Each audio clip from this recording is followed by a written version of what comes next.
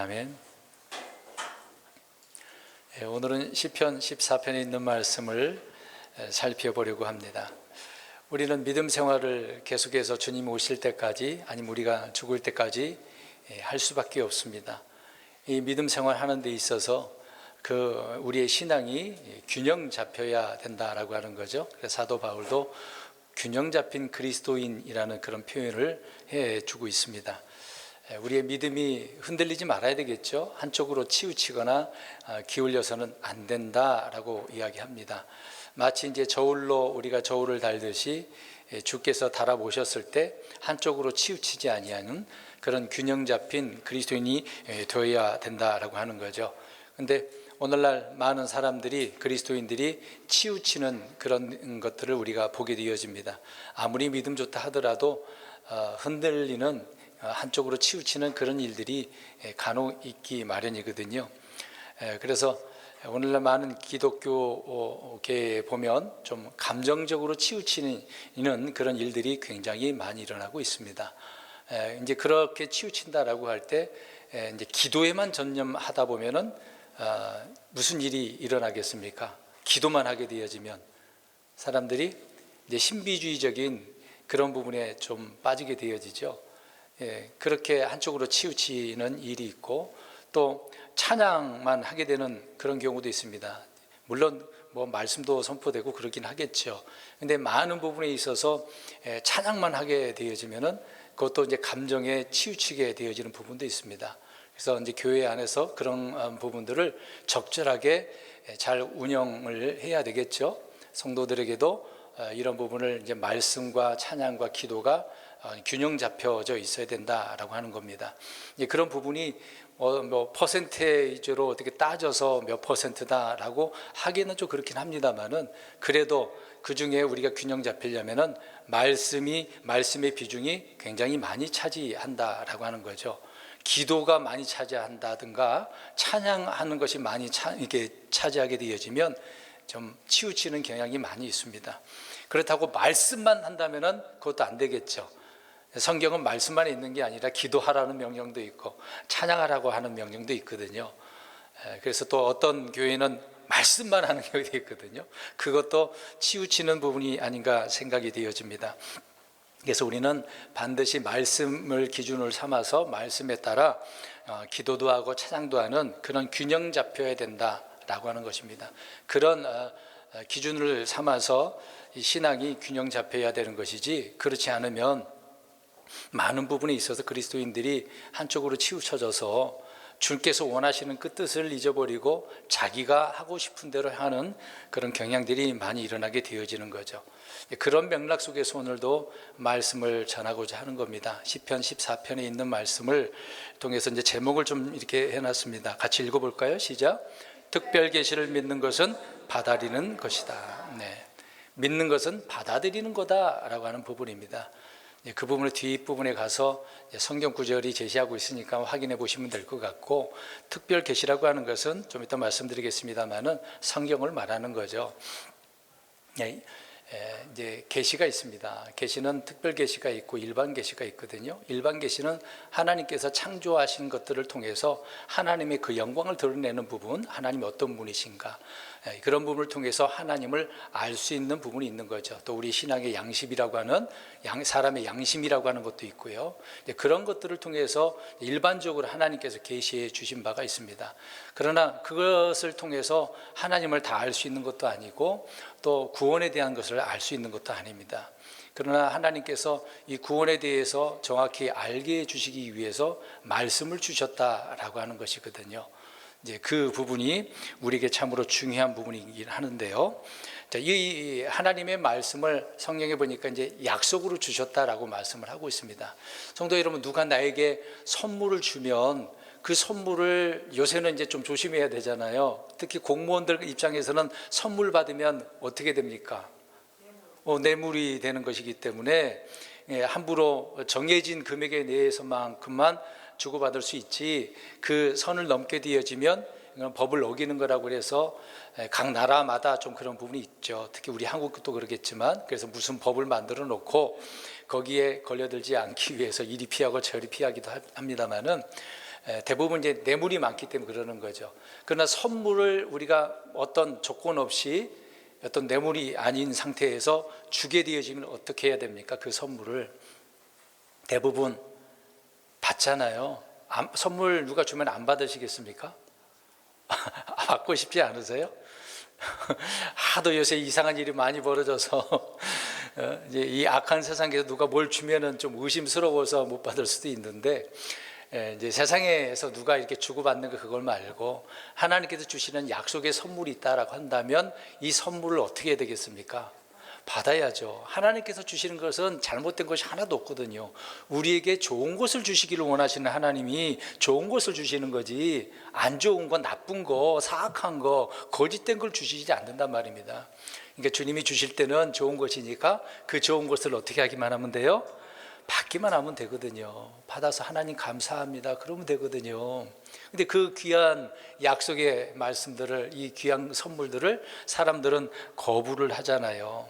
그 이제 예수님이 약속이시고 성경 말씀이 약속이고 성령님이 약속이라고 이야기를 하고 있습니다. 이런 약속들을 내가 주겠다라고 하고 있는데, 값없이 주겠다, 조건 없이 주겠다라고 하는데 왜 거절을 합니까? 그래서 우리는 지금 한국말로 구약 신약이라고 그러잖아요. 근데 이제 영어로는 올드 테스타먼트, 뉴 테스타먼트라고 합니다. 성경에도 이제 약속에 관한 것이 이제 언약이 있고 약속이 있고 또 이제 유언이 있는 그런 표현들을 하고 있는데, 그 중에 이제 커버넌트라고 하는, 이제 언약궤 할 때는 커버넌트라고 씁니다. 그리고 이제 약속할 때 이제 프라미스가 되겠습니다만은, 테스타먼트라고 하는 것은 이제 옛 언약, 새 언약이거든요. 옛 언약을 폐하시고 새 언약, 새 명령을, 상속 언약의 말씀들을 우리에게 주신 것이 예수님의 이제 신약에 대한 부분이 아니겠습니까?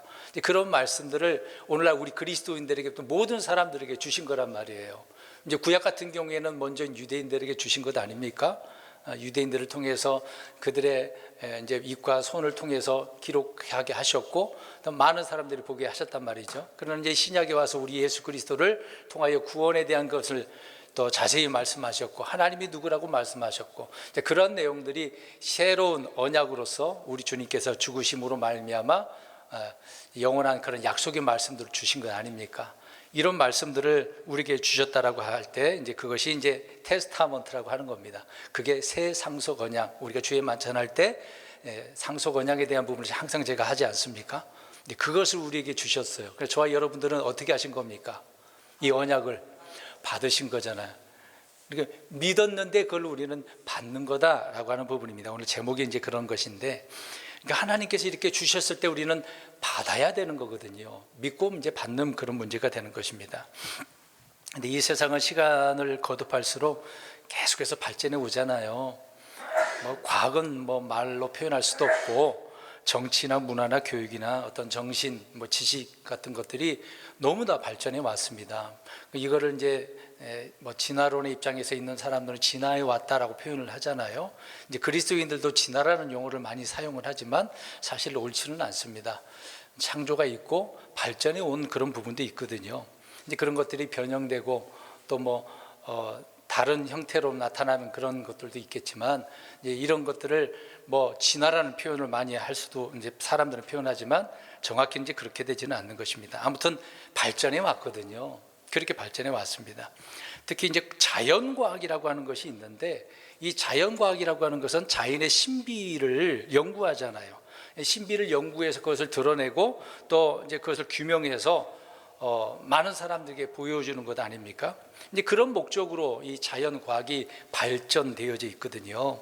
그래서 이 연구를 통해서 사람들이 알지 못한 것들, 감추어진 것들을 많이 알리기 위해서 노력을 하는 겁니다. 그래서 어떤 것들을 이렇게 발견하게 돼서 알리게 되어지면 사람들이 환호를 대단하다, 어떻게 이런 것이 다 있어서, 이렇게 세상에 알려질 때마다 사람들이 놀라는 그런 일들이 많이 발생되고 있는 것입니다.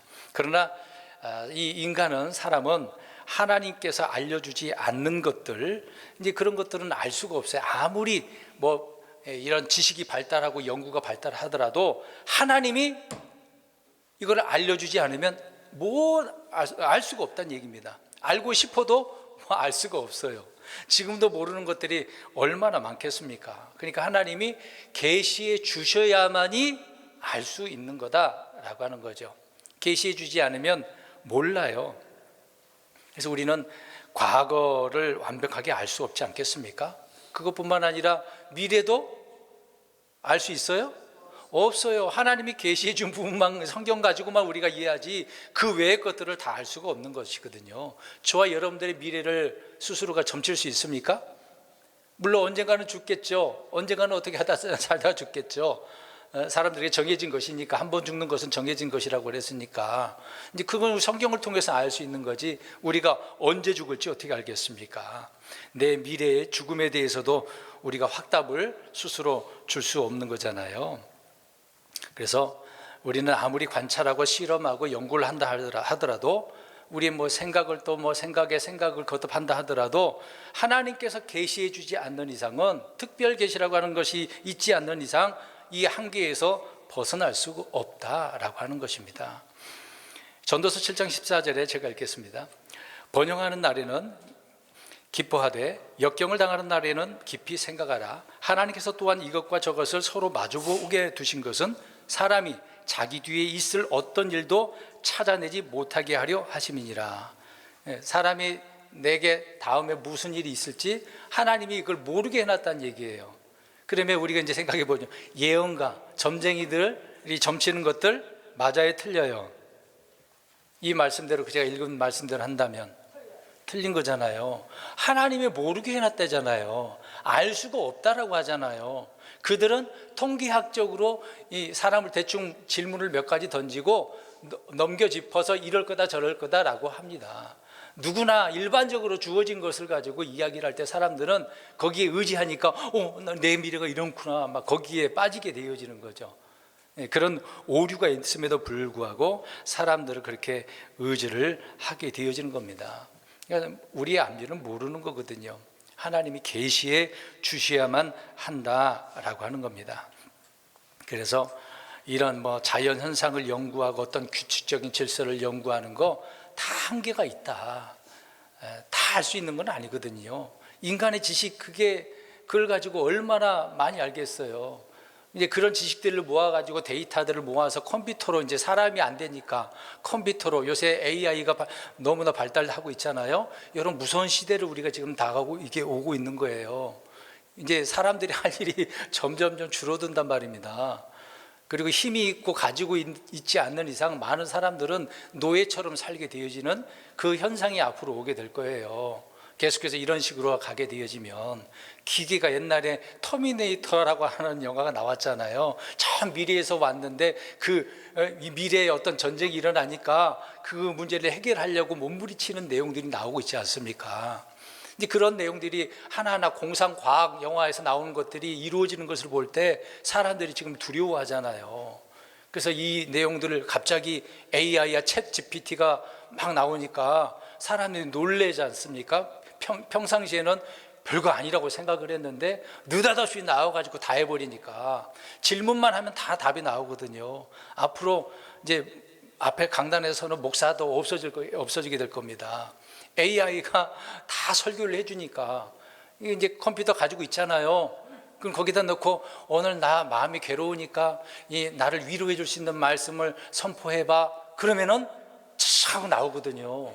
교회 안 가도 돼. 난 오늘 이런 찬송을 부르고 싶어. 같이 이렇게 불러줘. 같이 부를 수 있게 해줘. 그렇게 나온단 말이에요. 여러분, 이런 시대를 어떻게 사시겠어요? 여러분, 이런 시대가 하나님께서 과연 기뻐하시는 시대가 될 거라고 생각합니까?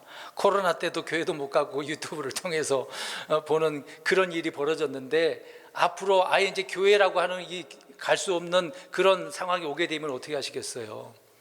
그거라도 보면서 해야 되고, 만약 그것도 안 된다면 혼자 해야 되는 일이 벌어지잖아요. 그래서 이런 문제 때문에 어느 교회 분당의 어떤 큰 교회는요, 하루 1년인가 한 번 정도는 다 교회 안 오고 자기 집에서 알아서 가장이 이제 예배를 인도하는 그런 일을 훈련까지 시키는 경우도 있습니다. 미래를 이제 생각을 한 거죠. 어떤 일이 벌어질 수 있으니까 그런 일을 대비하기 위해서 준비하는 것을 보게 되었습니다. 몇 가지 생각나서 이렇게 말씀드렸는데, 이 시대가 그렇게 발전해 오고 너무도 발전하다 보니까 사람들은 다 된다고 생각하잖아요. 근데 지금 계시는 하나님이 계시해 주셔야만이 알 수 있는 거거든요. 근데 그거를 뛰어넘으려고 그래. 그러니까 흔히 창세기에서 나오는 바벨탑, 흔히 말하는 거잖아요. 바벨에 있는 곳에다가 탑을 쌓은 것인데 그 내용이 무슨 의미입니까? 사람들이 하나님 계신 곳까지 올라가려고 하는 부분인데 곧 그것은 뭐가 되고 싶어서 그러는 거예요. 하나님이 되고 싶어서 그러는 거예요. 그들의 위대함, 우리가 나오는 거잖아요. 하나님이 높이 계시는 분인데 자기들이 올라가서 우리가 해보겠다라고 하는 거잖아요. 오늘날 교회가 그렇게 되고 있습니다. 그래서 제가 광화문도 이제 부정적으로 생각하는 것이 우리가 만들어 보자라고 하는 거잖아요. 우리가 만들 필요가 없습니다. 하나님이 다 만들어 놓고 교회가 준비 다 해놓으셨다고 하는데 왜 우리가 하고 있어요? 우리는 믿는 것밖에 없는데, 믿기만 하면 되는 건데요. 왜 내가 하려고 합니까? 그게 문제라는 거예요. 지금 우리가 살고 있는 환경에서, 처하고 있는 곳에서 믿음으로 열심히 사시면 돼요. 내가 뭐 한다고 달라질 것도 없고, 내가 변화돼야지. 세상을 우리가 변화시킬 수 있겠습니까? 이 나라를 변화시킬 수 있어요, 저와 여러분이? 떼거지로 모여서 기독교인들 다 모인다고 해서 우리가 변화시킬 수 있냐고요? 아니죠. 주님이 오셔야만 하는 겁니다. 우리는 믿는 일에 최선을 다해야 되죠. 전도서 3장 22절에 누가 그를 데려다가 그 뒤에 무슨 일이 있을지 보여주리요. 또 전도서 6장 12절에 해 아래에서 어떤 사람의 뒤에 무슨 일이 있을지 누가 그에게 고할 수 있으리요. 여기서 이제 두 가지, 보여주리요, 고할 수 있으리요. 나에 대해서 그 다음날에 어떤 것이라도 보여주고 알려줄 자가 없다, 그 얘기죠. 뭐 과학자, 철학자, 학자, 뭐 예술가, 교수, 뭐 흔히 이제 말하는 현자들 있어요? 없습니다. 알게 할 자, 구할 자, 보게 할 자 아무도 없다고. 그래서 주님께서 누가 있냐? 라고 물어보시죠. 이렇게 질문하는 거, 누가 이렇게 보여주리요? 그러니까 그 말은 무슨 말 의미예요? 있다는 거예요? 없다라고 이야기하잖아요. 누구밖에 없다는 얘기예요. 우리 하나님밖에 없어. 나밖에 없어라고 하나님께서 말씀하고 있는 거거든요. 여러분, 사울이 하나님께서 이제 대언자를 통해서 말씀 안 하니까 누구 찾아갔어요? 엔돌에 있는 무당 접신하는 여자를 찾아갔잖아요. 왜요? 사무엘을 불러다가 이제 누구를 통해서, 평상시에 자기 사무엘을 존경했으니까, 사무엘이 이미 죽었잖아요. 사무엘을 좀 불러달라, 이런 식으로 되는 거예요. 아니, 사울도 하나님 믿는 사람이잖아요. 알 수가 없어. 본인도 어떻게 해야 되지? 본인이 잘못했는데 회개하면 될 거를 그러지도 않고. 요새 현대인들도 마찬가지잖아. 많은 그리스도인들이 점쟁이를 찾아가는 겁니다. 종교인들을 막 찾아가고 목사님한테 찾아가지고 이사 갈까요 말까요? 건물을 살까요 말까요? 돈 하나도 없는데 이 건물을 가지고 하나님의 일을 하고 싶어요. 어떻습니까? 돈 없는데 하나님, 나 저 땅 갖고 싶어요. 목사님 기도해 주세요. 어떻게 될까요? 응답 받을까요? 못 받을까요? 그걸 가지려면 어떻게 해야 돼요? 그렇죠. 돈이 있어야 되는데 그 돈을 어떻게 모아? 뭐 열심히 노력해서 벌든가 해야죠. 근데 그러지도 않으면서 하나님한테 달라고 그냥 뚝딱 달라는 얘기예요? 뭐 거저 먹겠다는 얘기입니까? 네. 하나님이 그런 하나님이에요, 여러분? 혹시 그렇게 기도하고 계셔요? 이게 잘못된 거잖아요, 현실이. 어제도 잠깐, 진짜 유튜브에 좀 관련이 없는 것들이 자꾸 뜨는데 배우 유호정이라는 분이 저기 서빙고에 있는 오늘의 교회 하영종 목사님한테 찾아가가지고 이제 뭐 하고 싶었나 봐요. 이제 어떤 복지 사업인가 뭔가 하고 싶은데 이 건물 땅을 갖고 싶었나 봐. 나 돈도 없어. 그 내용은 그래요. 나 돈도 없고 아무것도 없어요. 근데 이 일을 하고 싶어요. 그래서 목사님, 이거 어떻게 해야 됩니까? 물어본 거예요. 그 내용이 나오더라고요. 어쩌면 어떻게 보면은 참 믿음 좋다, 신실하다, 목사님 찾아가서 물어보는구나, 그렇게 생각할 수 있어요. 근데 저는 그거 보면서 이게 정상적일까 생각했습니다. 여러분, 저한테 오지 마세요. 직접 하나님 앞에 기도하셔요. 그렇게 기도하면서 열심히 돈 벌면 되잖아요. 누굴 찾아가서 왜 점쟁이에게 물어보듯 그렇게 합니까? 이거 모르니까 그러는 거거든요. 모르니까. 하나님이 알려주면 얼마나 감사하겠어요. 근데 그런 마음 가졌는데 안 돼. 그러면은 빨리 포기할 수 있잖아요. 근데 말씀 안 하셔. 그러니까 사람이 어떻게 해요? 알고 싶어서 막 자기가 막 안달난 거지. 하나님은 아무렇지도 않는데 자기 욕심에 의한 것이니까. 성경은 아무도 없다고 이야기하는 겁니다. 어떻게 알아요? 성경에 안 나오는 건데. 전도서 3장 11절에 그분께서 자신의 때에 모든 것을 아름답게 만드셨으며 또한 그들의 마음속에 세상을 정하여 두셨으므로 아무도 하나님께서 만드신 일을 처음부터 끝까지 알아낼 수 없느니라. 하나님께서 창조하셨어요? 다 알 수 있어요? 아무도 모르는데 지금 계시한 것만 우리가 성경을 통해서만 알 수 있는 거지. 저 우주에 대한 걸 자세히 나오지는 않잖아요. 저 우주에는 저 나쁜 놈이 있는 것을 말하고 있는데 거기에 수많은 별들이 있잖아요. 성경에도 막 별들을 하나님 만드셨는데 그 많은 별들 중에 뭐 지구와 뭐 비슷한 것도 있다고 사람들이 이야기도 하고 그걸 연구를 많이 하잖아요. 가보지 않고 어떻게 그게 정답인 줄 알겠습니까? 모르지요. 전도서 9장 11절에 이 모든 것으로 인해 내가 내 마음속으로 깊이 생각하여 이 모든 것 즉 의로운 자들과 지혜로운 자들과 그들이 행하는 일들이 하나님의 손 안에 있다는 것을 밝히 보이려 하였는데 아무도 자기 앞에 있는 모든 것을 통해 사랑이나 미움을 알지 못하느니라. 전도자는 알려주려고 했는데 아무도 알지 못한다고 이야기합니다. 알려고도 안 했으니까 그렇겠죠. 그러니까 이런 이유 때문에 우리가 알 수 없는 그 무엇을 알게 해줄 누군가 필요한 거잖아요. 모르니까. 그래서 이런 기도는 괜찮아요. 하나님 알게 해주세요. 난 정답은 모릅니다. 하나님 알게 해주세요. 그러면 되죠. 언젠가 하나님 깨닫게 해주시고 그 깨닫게 해주시는 것을 성령님이 우리 안에서 깨닫게 해주시는데 무엇을 통해서 깨닫게 해주시겠어요? 그렇죠. 말씀이죠. 말씀이 없으면, 말씀의 비중이 없으면, 기도에만 전념하고 찬양에만 전념하면 말씀의 기준이 없으니까 자기 생각에는 막 갑자기 뭐가 떠올라. 그럼 그게 하나님이 주신 거라고 착각을 하는 거죠. 오늘날 그 문제가 많이 발생하고 있는 겁니다. 그래서 하나님의 계시가 아주 중요한 거죠. 이 계시는 더 이상 따로 하나님은 계시해 준다는 얘기 아니에요. 지금 특별 계시를 이야기하고 있는 겁니다. 특별 계시가 뭐라고요? 벌써 잊어버렸어요. 기록된 성경 말씀이라고요. 주님의 말씀이라고요. 네. 그러니까 계시라고 하는 것은 여러 번 말씀드린 부분이지만 열어서 우리 한자 단어가 그래요. 열 개자잖아요. 보일 시자잖아요. 열어서 보이는 거. 열어서 보이는 거. 이게 영어로는 revelation인데 드러내는 거거든요. 안 보이는 것을, 감추어진 것을 드러내는 거, 보이는 것을 계시라고 이야기하는 겁니다. 그런데 이런 계시를 잘못 적용하는 사람들이 많아요. 앞에서 이야기한 거 중복된 내용이겠지만 이 계시를 신비의 영역으로 생각을 하는 겁니다. 그래서 뭐 신의 계시를 받았다, 뭐 성령의 계시를 받았다, 꿈의 계시를 받았다, 뭐 신비한 체험을 하잖아요. 막 입신하고 막 그러죠. 그런 종교인들, 그런 체험을 했다는 거, 이거는 막이 들린 거지 정상적인 게 아니거든요. 그래서 처음에 균형 잡힌 그리스도인 이야기를 한 바가 여기에 있는 겁니다. 치우친 거예요. 치우친 거. 이 단어의 의미를 이해를 못하는 거죠.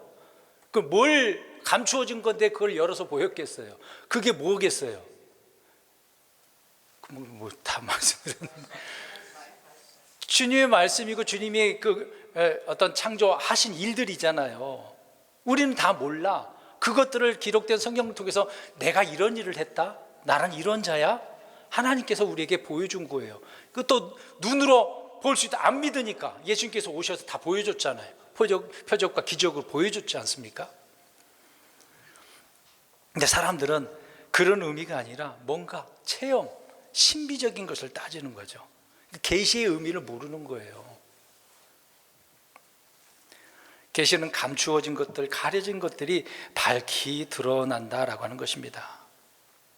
그래서 성경 뭐 출현, 뭐 드러남, 보이는 것 이렇게 표현하고 있는 것도 그런 말씀이지만 대부분 감추어진 것들이 보여주는 것들 계시라고 생각하면 돼요. 일반적인 것으로 드러나는 것들이 있으니까. 근데 하나님은 자신의 것을 이렇게 보여주시는 것이 있다라고 말씀하고 있는 겁니다. 그래서 누가복음 12장 2절에 덮어둔 것 중에 드러나지 아니할 것이 없고 숨겨둔 것 중에 알려지지 아니할 것이 없나니, 이런 말씀이 있습니다. 근데 이 말씀을 사람들은 주로 어디에 어떻게 적용을 합니까? 어디에다 적용을 할까요? 누구에게? 사람에게, 자기 자신에게. 잘 보세요. 왜 틀린 것은 아니지만 뭘 이해를 좀 못하신 것 같은데, 사람들이 감추는 것이 비밀이 있어요, 없어요? 저와 여러분들 비밀이 있어요, 없어요? 그 비밀을 다 오픈할 거예요, 안 할 거예요? 비밀이 있으면, 이걸 들통나면, 드러나게 되어지면 부끄러운 것도 있고, 물론 좋은 것도 감추는 것도 있겠습니다만은 대부분 자기 비밀은 안 좋은 것들이 많잖아요. 자기 수치가 이제 드러날 수 있는 부분도 얼마나 많습니까? 근데 그래서 이 구절을 사람들은 개인적으로만 적용해. 그래서 거짓말하지 말고, 숨기지 말라고, 드러내라고. 그래서 어떤 훈련하는 데 가보면은 서로 그 비밀을 다 이야기하려고 그래요. 그 부부 보고 비밀을 다 이야기하라고 했다가 이혼하는 일도 많이 생기거든요.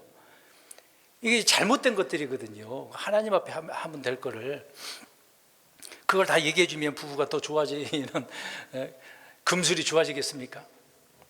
그러니까 이 말씀은 개인적인 보다도 하나님의 이제 계시적인 부분을 생각해 보세요. 하나님께서 덮어주고 가려준 것도 있겠지만 그것들을 어떻게 하신 거예요? 드러낸 거예요. 그러니까 이게 성경의 맨 마지막 성경이 뭐죠? 요한 계시록.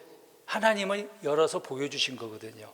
그럼 다니엘서는 뭐죠? 다니엘에게 말씀하신 것들은 어떻게 하라고 그랬어요?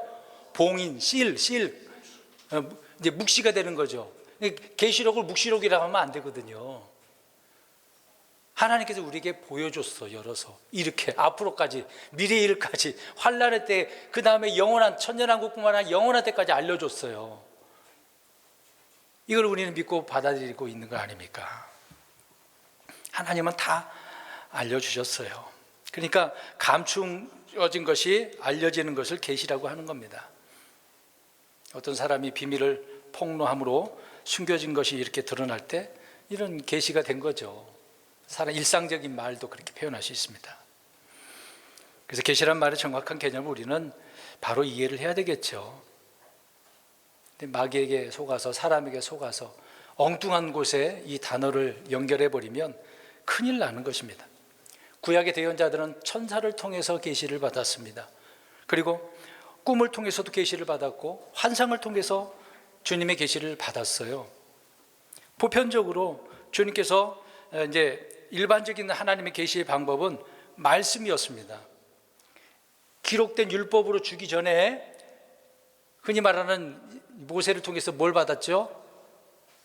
저 시내산에서 10가지 명령만 받은 건 아니잖아요. 기록된 것은 10가지이긴 합니다만은 따로 모세 오경이라고 하잖아요. 거기다 다 율법을 적어놨지 않습니까? 말씀을 그렇게 받기 전에 그러면 어떻게 받았을까요? 모세를 통해서 받기 전에는 어떻게 말씀을 받았을까요? 좀 전에 말씀한 것처럼 꿈을 통해서, 환상을 통해서, 아니면 천사가 직접 나타나가지고. 근데 반드시 뭐가 있어요? 그럼 천사가 나타났으니까 천사만 보면 생각하면 안 되죠.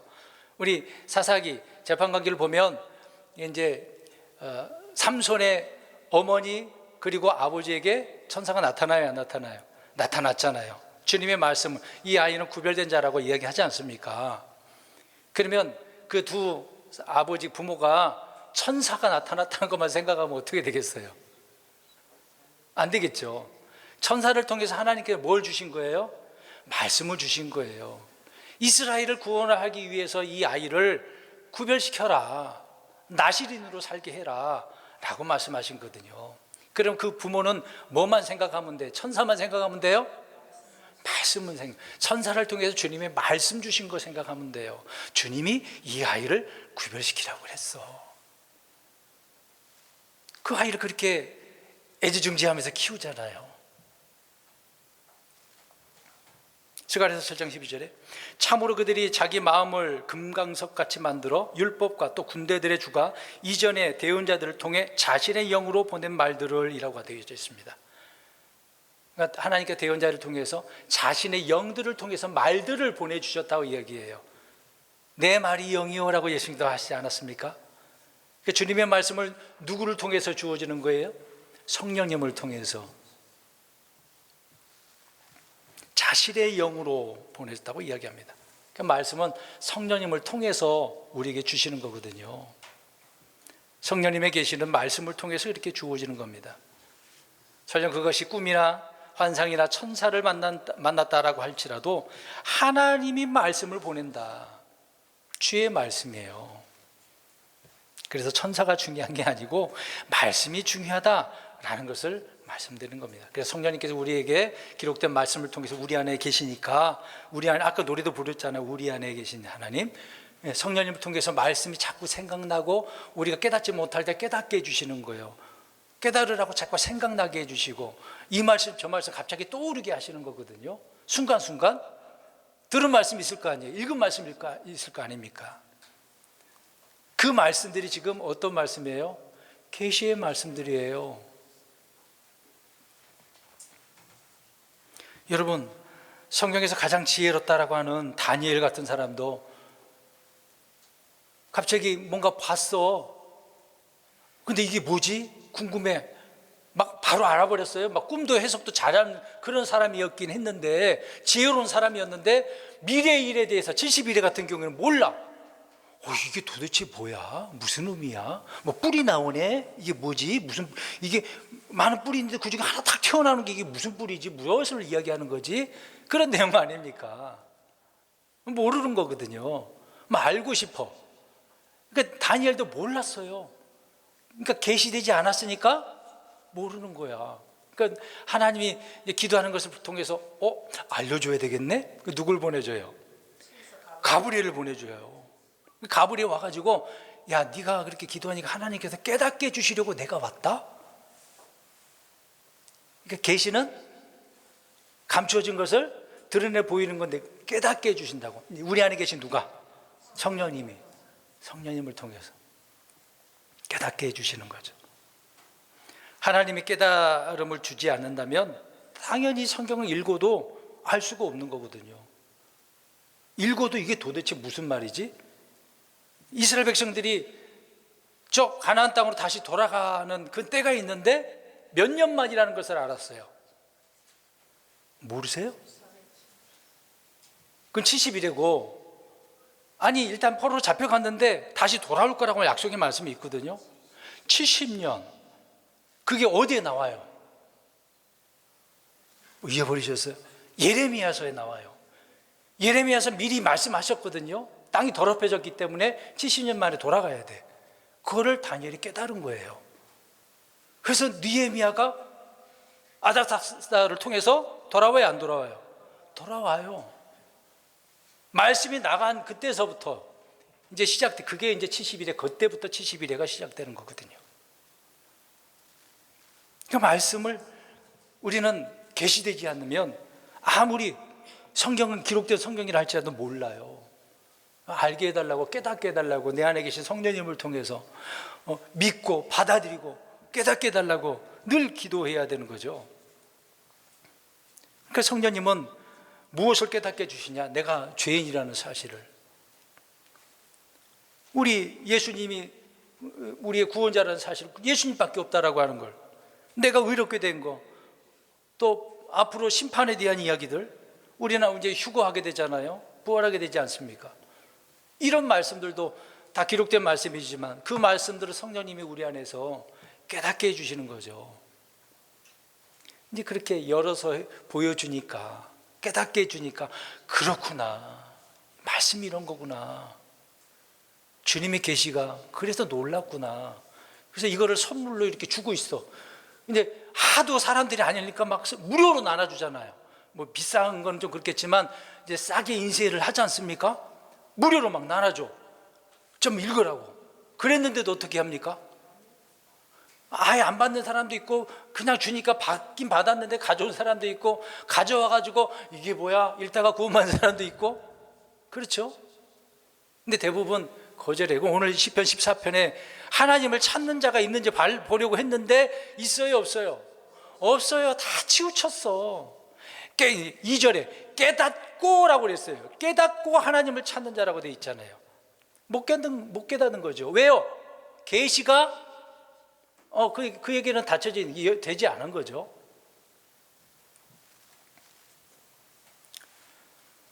여러분, 영적 지식은 성령님을 통해서만 주어지는 겁니다.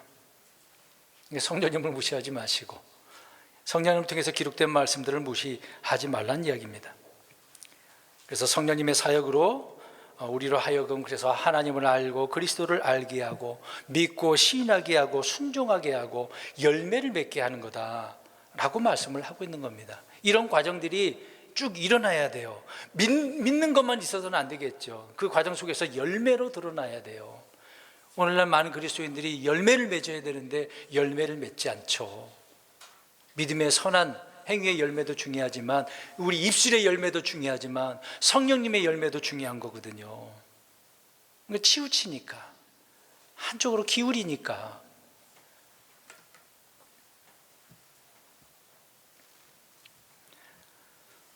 성령님은 지혜와 명철의 영이시라고 말씀을 하고 있습니다. 저 여러분들이 공부를 하든지 일을 하든지 어떤 성경을 읽든지 무엇을 하든지 간에 어떤 깨달음을 주시고 또 능하게 하시는 그분이 성령님이다라고 이야기를 하고 있습니다. 디모데후서 2장 7절에 건전한 생각의 영을 주셨다라고 이야기하고 있어요. 건전한 생각의 영. 우리 예수님도 본격적으로 공생애를 시작하실 때도 성령님이 임하셔서 하셨거든요. 성령님이 기름 부음이 없는 가운데 아버지의 일을 하신 적이 없어요.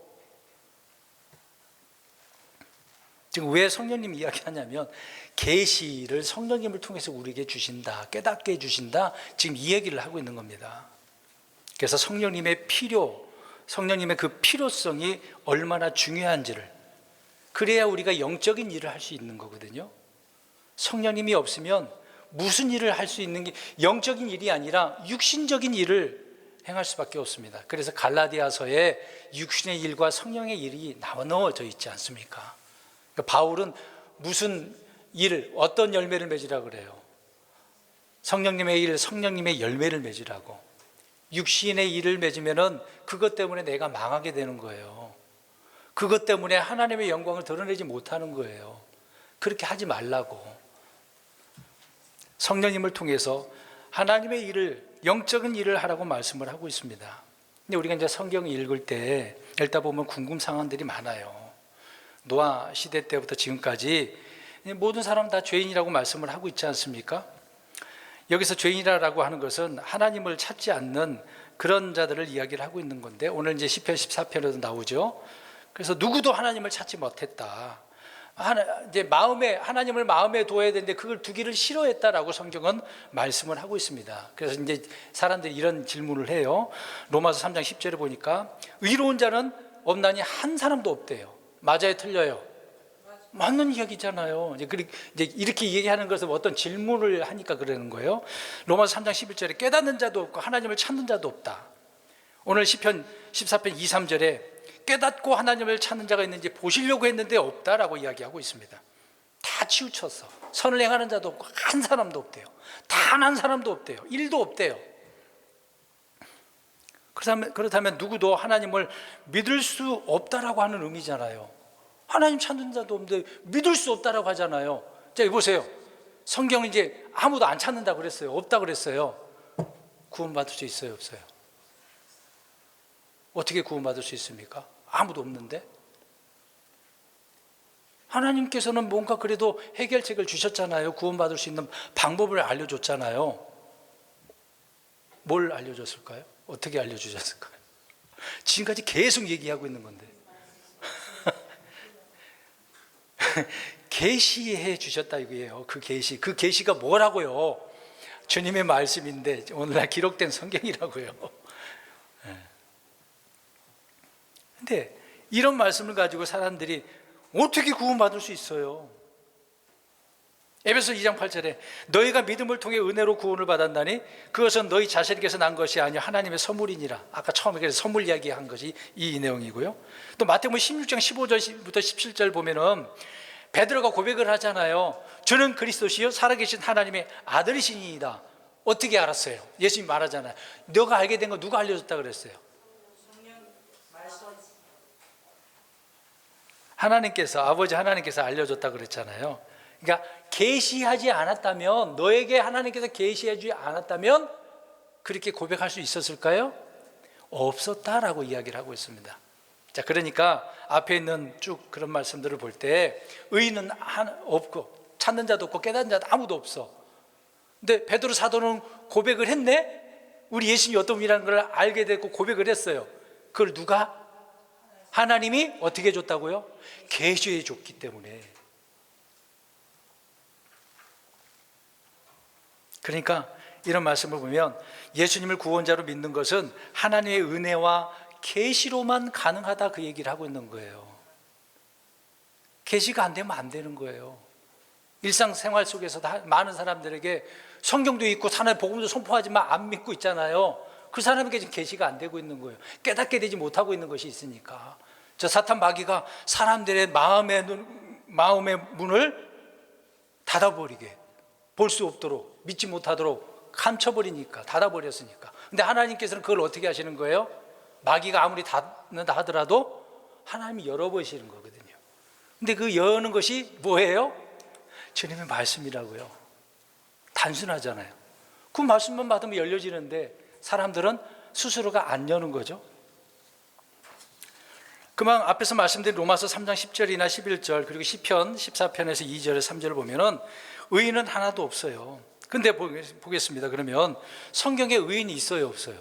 의인은 없다고 분명히 성경이 얘기했는데 의인이 있다라고 성경에 또 기록되어 있죠. 있어요, 없어요? 그렇죠. 노아의 당대 의인이라고 나오잖아요. 아벨도 의인 아닙니까? 에녹도 의인이잖아요. 그러면 성경이 이상하네. 여기는 의인이 없다고 했는데 여기는 의인이 있어. 그럼 의인이 있는데 그 사람은 어떻게 해서 의인이 됐을까? 주님께서 그 사람에게 뭔가 계시해 줬으니까, 말씀해 주셨으니까 그걸 깨닫고 주님을 믿고, 그 당시에 에녹이 때도 보면은 다 타락했잖아요. 근데 에녹은 지금 살아서 어떻게 했어요? 하나님 올라갔어. 살아서 올라갔어. 세상은 막 타락하고 있는 상황인데, 그럼 에녹은 어떻게 그 믿음 중 하나님과 동행하고 살았을까? 어떻게 살아? 그냥 살았어요? 그냥 본인이 나 하나님 알게 됐어요? 그렇죠. 하나님이 알게 해주셨으니까. 뭔가 말씀, 기록된 성경은 아니지만, 아니면 자기 아담으로부터 말씀을 들었을 거 아니에요. 하나님이 이렇게 창조하셨다? 우리 내가 잘못해갖고 쫓겨났다? 그런 말 전해줬지 않겠습니까? 그런 내용을 볼 때 하나님은 살아계신 하나님이구나 믿을 수밖에 없겠죠. 그러니까 오늘 시편 14편 2절과 3절은요, 인간 스스로 어떤 내 지혜와 힘으로 하나님을 찾을 수 있다는 얘기예요? 없다는 얘기예요. 그러니까 하나님 다 내려다 보니까 안 되는 거는 아셨어. 알고 계시는 거야.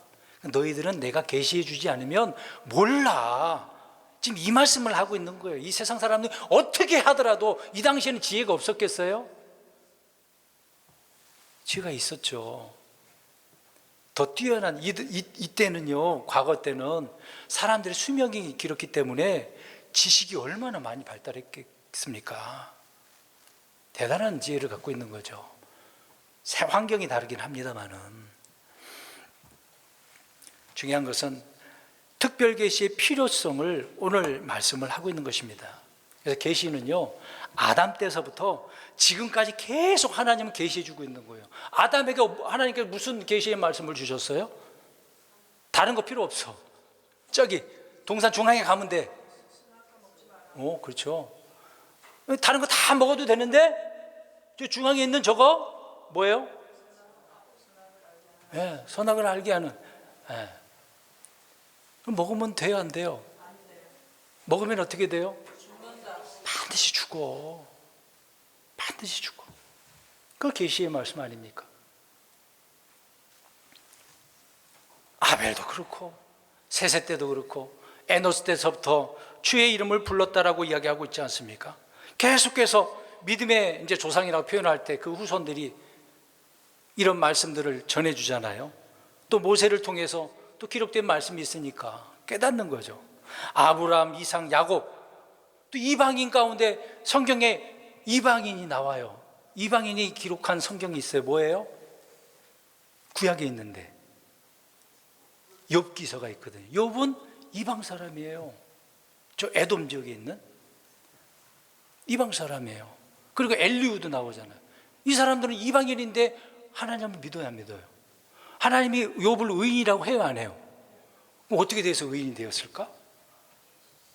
하나님이 이방인이라 하더라도 그에게 뭔가 계시해 준 거잖아요.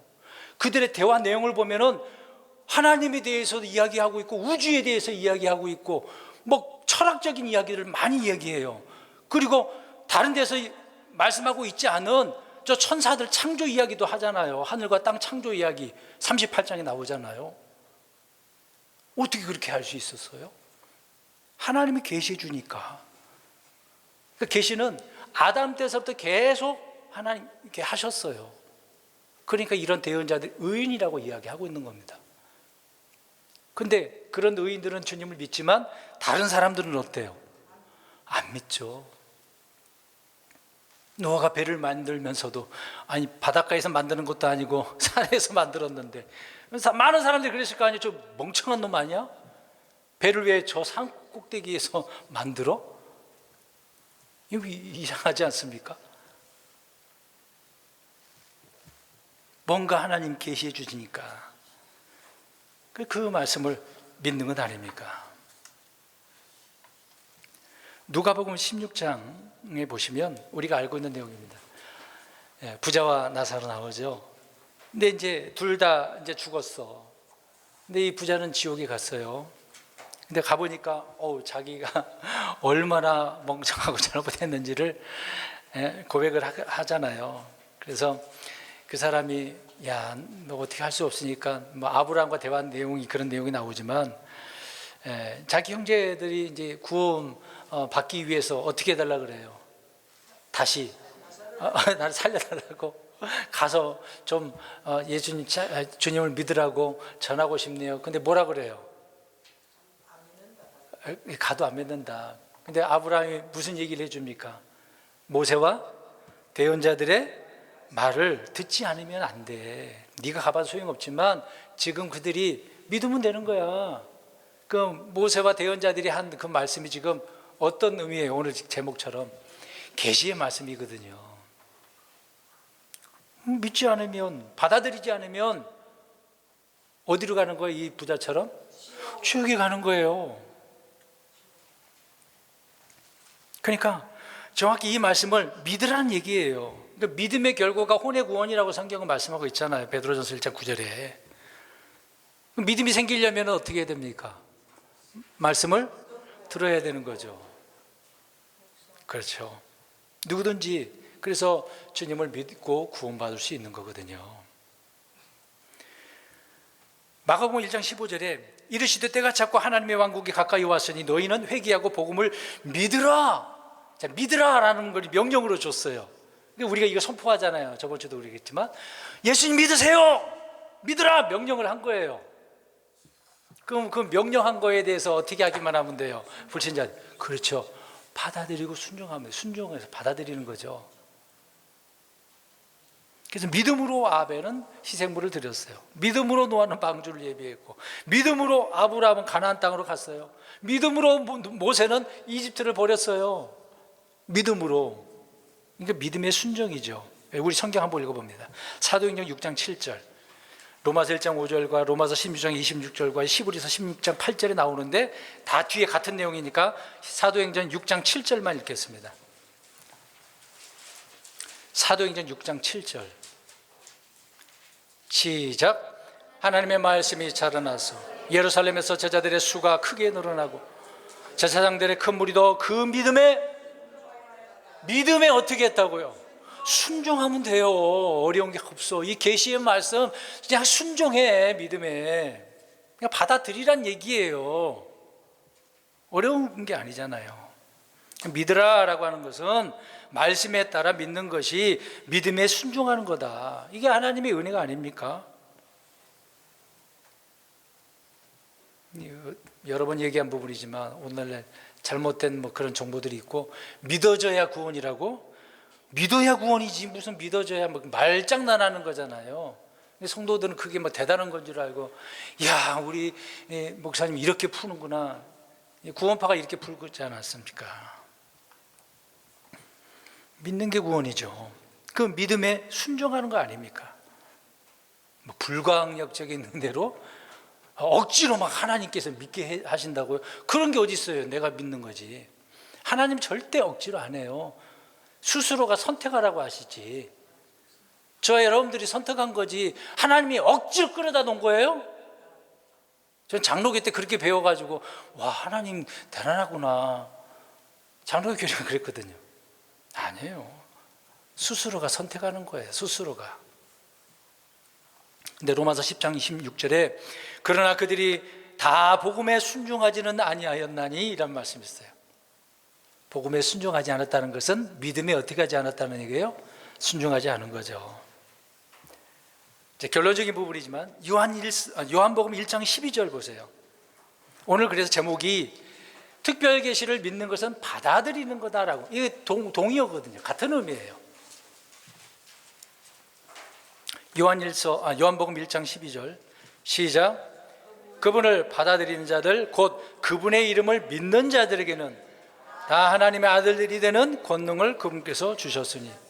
받아들이는 자는 뭐 하는 거예요? 믿는 자예요. 믿는 자가 받아들이는 자고 받아들인 자가 믿는 자죠. 믿음에 순종한 자들이니까. 이 특별 계시를 믿고 이렇게 받아들이는 거 어려운 게 아니라고요. 이 말씀을 받아들여서 믿고 우리가 신앙생활을 하는 거 아닙니까? 그래서 믿음에 대한 바른 이해, 계시에 대한 바른 이해가 필요한 거죠. 믿음이 은혜고 선물이라는 거, 값없이 주는 거, 이게 우리에게 난 것이 아니라고. 내가 알고 싶어서 막 되는 것도 아니고 주님께서 계시해 주니까, 깨닫게 해주시니까 모든 것이 풀리는 거잖아요. 모든 것이 내가 원하는 되는 것이 아니라 주님의 뜻대로 잘 되는 거 아닙니까? 그게 복 아니에요? 계시는 아담으로부터 계속해서 지금까지, 지금은 기록된 성경으로 히브리서 말씀하고 있는 거죠. 이제는 아버지께서 보내신 아들을 통해서 주신 말씀을 믿으면 되는 거거든요. 이 약속을 선물로 주면 어떻게 하면 돼요? 받으면 돼요. 어려운 게 하나도 없어요. 우리는 이렇게 받았기 때문에 이 진리의 성경을 가지고 우리가 살아가고 있는 겁니다. 그래서 행복한 거예요. 그래서 기쁜 거예요. 그래서 우리가 힘들고 어려운 신앙 이 환경 가운데 믿음을 가지고 살아가는 거 아닙니까?